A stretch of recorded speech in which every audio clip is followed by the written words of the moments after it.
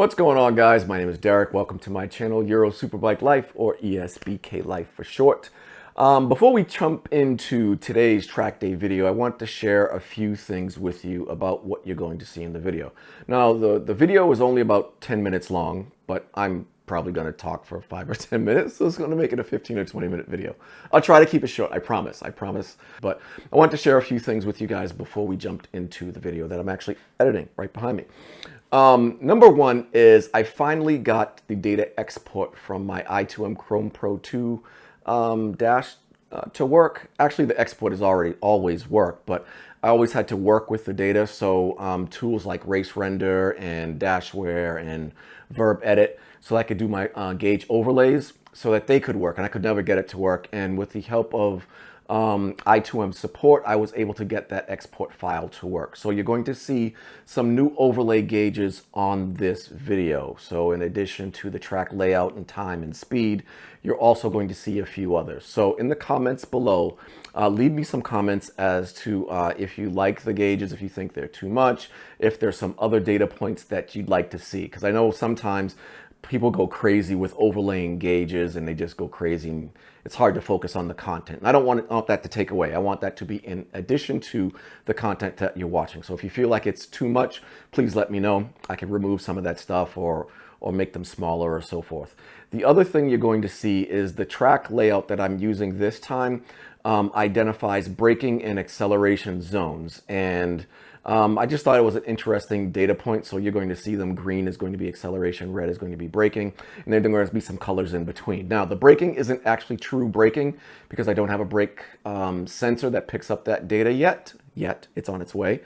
So basically, it's either I'm accelerating or I'm not, and that's how the data interprets that. So the green areas is where I'm definitely accelerating. The red areas where I'm not accelerating. May or may not be braking, but I'm definitely not accelerating. So that's how you read that.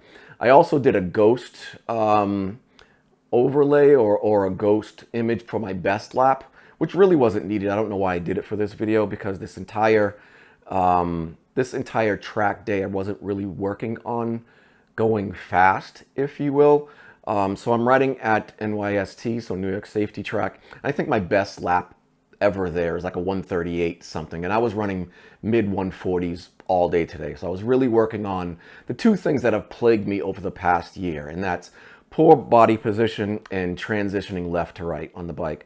So I'm really working on those two things. I wasn't concerned about lap times or anything, so I don't know why I included that ghost lap thing, particularly on this one, but it's another data point. So let me know what you think in the comments. The other thing I wanted to share is that I'm not riding with Tony's Track Days in this one, but I'm riding with Cyclewise this time. So it's Cyclewise out of Vermont. They are primarily a Ducati dealer up there in Vermont, and they're owned and operated by a bunch of motorcycle enthusiasts and track day guys. So they decided to host an event. And I wanted to say this for all the Trackwise guys that are watching.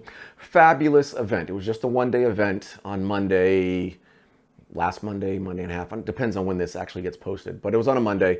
It was only a one-day event, and for the sub $300, I can't remember exactly what it cost. I want to say it was like 240 bucks for the track day on a Monday. They fed you the night before. They had drinks. They had like a continental type breakfast in the morning, and then they fed you lunch, and that was all included. So hint, hint, wink, wink to those Tony's Track Days guys. You didn't have to pay extra for that. So that was absolutely fantastic. The other thing is that they don't have a problem with action cameras on your helmet. I'm pointing to my hat like my head, but they don't have any problems with action cameras on your helmet. So again, Tony's Track Days, if you guys are watching, please, it's a no-brainer. Track day organizations have been allowing these things on helmets forever and a day.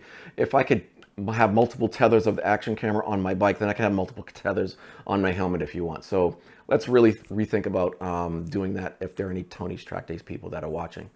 But Trackwise guys, fantastic event. It wasn't all, it wasn't all great. There were some low points that you're going to see in this particular session. And the one low point that I really wanted to point out that they really needed to work on was the drivers meeting or the riders meeting. It was a complete cluster. Yeah, it was really unorganized and it needed some help. But beyond that, the rest of the track day event was absolutely fantastic. I will definitely be riding with them again, so I'm going to be looking to see if they're hosting any more events next year, because I do, again, think this was the last event or track day event for me of the year. So what you're going to see here in just a second, as soon as I shut up, is session 5, riding with Cyclewise out of Vermont at NYST. We are riding uptown. It's the only direction I've ridden this track. I absolutely love it. Lots of runoff, good elevation changes, good safe track. But in this particular video, this particular session, which ended up being the last session of the day, people were riding really sketchy. I don't want to become a track day Karen or Ken in this particular situation, but there's certainly track day rules and etiquette. And you're going to see on this track in turns 6 and I believe turn 5, there's a white sign with a big orange / brownish dot on it. We call it a meatball sign. That's a no passing zone. That means they don't want you passing there at all, on the inside or the outside. Turn 6 is the bowl turn, so you drop down left-handed, then you come up and you crest what they call wheelie hill. So they don't want you passing until after wheelie hill. And people were passing in both of those areas. Typically, the rules on passing everywhere else is that as soon as the rider in front of you tips into the corner, so if there are 2 riders and they're taking a right-hander, your left, this guy, once he starts to tip in, the corner is his. And if you want to pass him, you need to pass him on the outside. We actually had riders, you'll see in this video, after tip in, pass on the inside. That is super, super, super dangerous. There were a couple of people off in grass. Normally, when you pass people, you're supposed to leave at least an arm's length. So as a passing rider, it's up to you to make a safe pass. We had guys ripping past each other within inches. I swear one guy almost caught my clip on.